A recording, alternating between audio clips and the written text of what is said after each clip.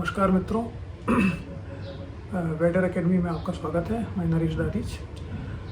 हम लोग बात कर रहे थे संप्रभुता के बारे में और मैंने पिछले वीडियो में आपको संप्रभुता की जो शास्त्रीय जो अवधारणा है उसके बारे में आपको बताया, जॉन ऑस्टिन की अवधारणा के बारे में।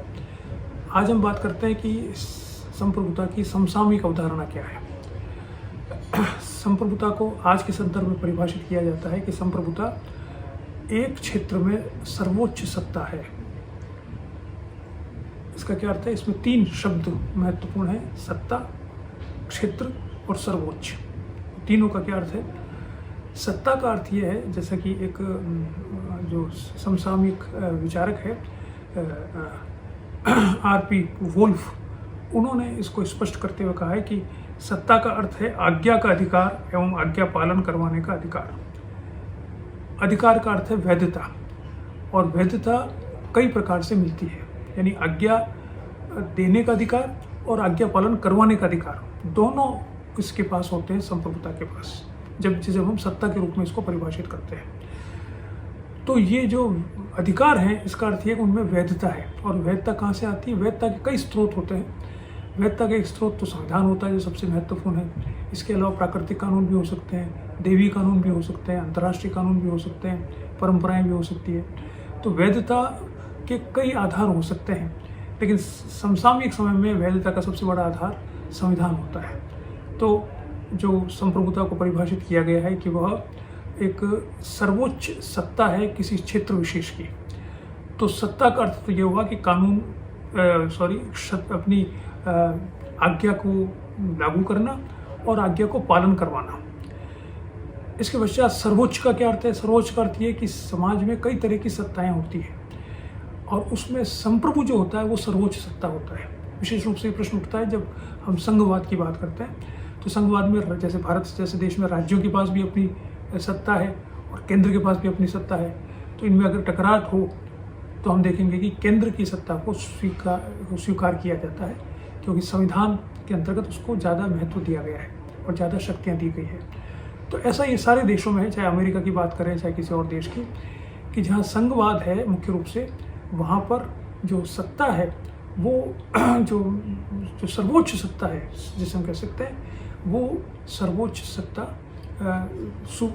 संप्रभु के पास होती है, जो कि केंद्र में होता है मुख्य रूप से, और जो दूसरे जो सत्ताएं हैं वो उसके अधीन होती है। तीसरी बात इसमें है क्षेत्र। क्षेत्र वो अवधारणा है जो कि ये परिभाषित करती है कि नागरिक कौन है, कौन लोग रह रहे हैं।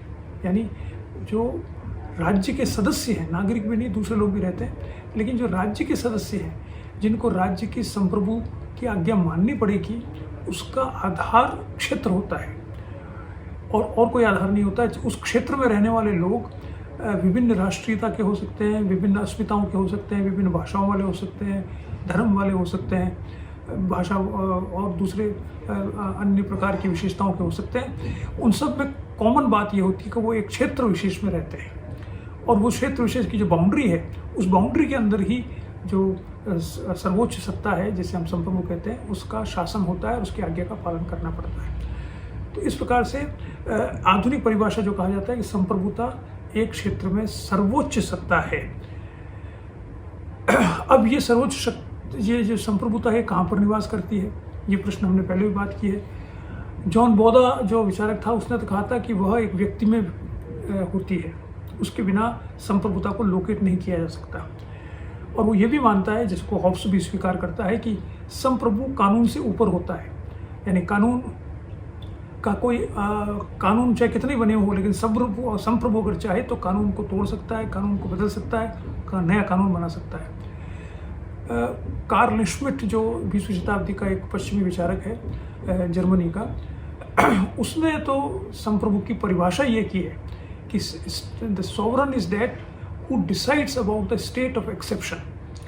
यानी स्टेट ऑफ एक्सेप्शन का क्या अर्थ है कि एक क्लॉज होता है संविधानों में, जिसके अंतर्गत ये माना जाता है कि कोई इमरजेंसी सिचुएशन हो, कोई आपातकालीन स्थिति हो, तो संविधान की बाकी प्रोविजंस को सस्पेंड करके और सर्वोच्च शक्ति अपने हाथ में लेकर शासक काम कर सकता है। जैसे युद्ध का समय हो फॉर इंस्टेंस, या कोई अकाल पड़ गया हो या महामारी हो, उस समय में ऐसी कोई स्थिति हो, तो सॉवरन वो है जो ये डिसाइड कर सकता है, जिसके पास ये लेजिटिमेट पावर है डिसाइड करने की क्या अभी जो स्थिति है वो आपातकाल की है या नहीं, यानी स्टेट ऑफ एक्सेप्शन के प्रावधान को लागू करने की स्थिति है या नहीं। ये जो कानूनी रूप से वैध रूप से जो इसका निर्णय ले सकता है वही संप्रभु होता है, ऐसा कार्ल श्मिट मानता है। और इसलिए वो जो उदारवादी जो संविधानवाद है उसको ज़्यादा अच्छा नहीं मानता, क्योंकि वो मानता है कि बहुत ही वीक होते हैं और समाज में जो समस्याएं होती है उसका सामना नहीं कर सकते।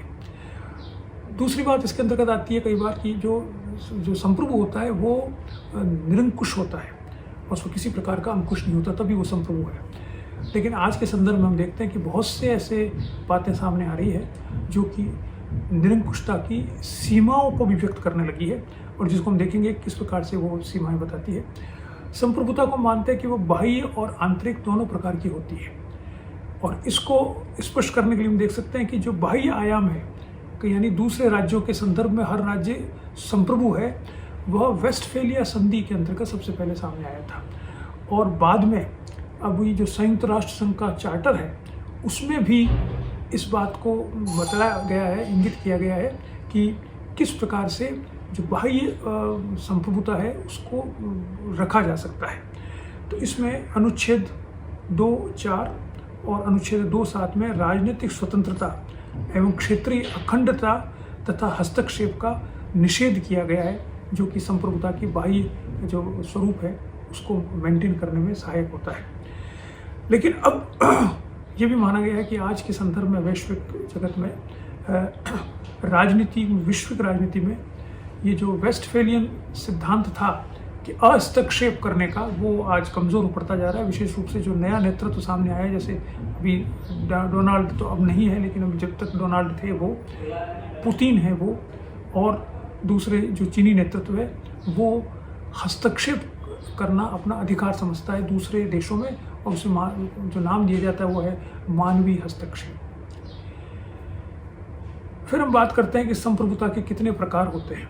तो संप्रभुता के सामान्यतः 3 प्रकार माने जाते हैं। एक तो कानूनी प्रकार, एक राजनीतिक और एक लोकप्रिय, यानी लीगल सॉवरन जिसकी बात बोधा और हॉब्स करते हैं, पॉलिटिकल सॉवरन जिसकी बात जॉन लॉक करता है, और पॉपुलर सॉवरेंटी जिसकी बात रूसो करता है।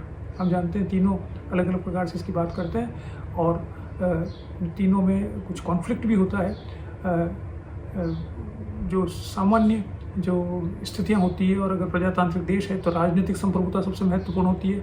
अगर देश प्रजातांत्रिक नहीं है, शासन व्यवस्था गैर प्रजातांत्रिक है, तो वहाँ पर कानूनी संप्रभुता सबसे प्रमुख होती है। और जब किसी जगह पर रिवोल्ट होने की स्थिति आती है, रिवोल्यूशन होने लगता है, तब वहाँ पर लोकप्रिय संप्रभुता ज़्यादा महत्वपूर्ण हो जाती है। अंत में हम बात करेंगे कि संप्रभुता पर प्रतिबंध क्या क्या होते हैं। मूल रूप से 2 प्रतिबंध आज के संदर्भ में सामने आए हैं। पहला प्रतिबंध है जिसे कहा जाता है मानव अधिकारों के बहुत से जो सम्मेलन हुए हैं, उसने राज्यों की संप्रभुता पर प्रतिबंध आरंभ किए हैं। हालांकि 1948 में जो सम्मेलन हुआ था और जिसमें 30 से अधिक मानव अधिकारों की बात की गई थी, उसमें कहा गया था कि किसी की संप्रभुता का हनन नहीं करेंगे, सिर्फ ये एडवाइस है दी जाती है। लेकिन धीरे धीरे बहुत से ऐसी चीज़ें विकसित हुई इस सम्मेलनों के माध्यम से, जिनमें कुछ बातों को लगभग कानूनी बना दिया गया, और उसका अर्थ यह कि इस राज्यों की संप्रभुता में हस्तक्षेप किया गया। जैसे इंटरनेशनल क्रिमिनल कोर्ट है, तो उस क्रिमिनल कोर्ट के अंदर जो फैसले दिए जाते हैं उनको राज्यों को मानना ज़रूरी माना जाता है उस अर्थ में। इसी प्रकार से दूसरी बात जो महत्वपूर्ण सामने आई है वो है कि जो यूरोपियन इंटीग्रेशन हुआ है, यूरोपियन एकीकरण हुआ है, जिसमें यूरोपियन यूनियन बनी है, उससे ये राज्यों की संप्रभुता धीरे धीरे कम होती जा रही, कम से कम यूरोप के देशों की। इसमें हम देखते हैं कि यूरोपीय एकीकरण में यूरोपियन यूनियन की स्थापना से लगातार वह शक्तिशाली बनता जा रहा है, और उसमें जैसे मॉस्ट्रिच संधि जो 1991 में हुई, या लिस्बन संधि जो 2009 में हुई, इनके द्वारा ऐसे प्रावधान किए गए हैं इन संधियों में कि राज्यों की शक्तियाँ सीमित होती जा रही है, उनकी संप्रभुता कम होती जा रही है। जो ह्यूमैनिटेरियन इंटरवेंशन है जिसकी मैंने बात की, वो बढ़ता जा रहा है। यानी राज्य, जैसे हमने कहा कि ट्रंप वगैरह जो, या पुतिन है, या चीनी जो शासक है, वे दूसरे राज्यों में ह्यूमैनिटेरियन ग्राउंड पर या किसी और कारण से हस्तक्षेप करना अपना अधिकार मानने लगे। और ऐसी बहुत सी घटनाएं हो रही है जिनको कि संयुक्त राष्ट्र संघ भी जिसका सहायता समर्थन करता है या उसमें मौन रह जाता है जब वो इस प्रकार के हस्तक्षेप दूसरे राज्यों के आंतरिक स्थितियों में होता है। और ऐसे बहुत से उदाहरण हमारे सामने हैं, जैसे इराक, पूर्व Yugoslavia, Bosnia, Kosovo, Somalia, Rwanda, Haiti, Cambodia, Libya वगैरह। इन सब में किसी न किसी प्रकार से हम देख सकते हैं कि वो हस्तक्षेप हुआ है और उस हस्तक्षेप को किसी प्रकार से समाप्त नहीं किया गया है। अंत में हम देख सकते हैं कि जो समसामयिक विचारक हैं, ऐसे कौन से हैं जो कि इस संप्रभुता पर प्रतिबंध के समर्थन में हैं। मुख्य रूप से जो विचारक हैं वो हैं बर्टन जुविनेल, जैकस मैरिटन, थॉमस पॉग एवं एलन बुचनेर। ये कुछ 20वीं शताब्दी के विचारक हैं जो ये मानते हैं कि संप्रभुता पर नियंत्रण किया जाना चाहिए। तो इस प्रकार से ये संप्रभुता के बारे में मैंने आपको थोड़ा बहुत बताया है, जिसको और विस्तार से आप पुस्तकों में पढ़ सकते हैं। आपने ये वीडियो देखा, उसको पसंद किया, इतनी देर तक सुना, इसके लिए बहुत बहुत धन्यवाद। आपसे आग्रह है कि वेडर एकेडमी के वीडियो चैनल को आप फॉलो करें, इसके ट्विटर अकाउंट को फॉलो करें, तो हमको उत्साहवर्धन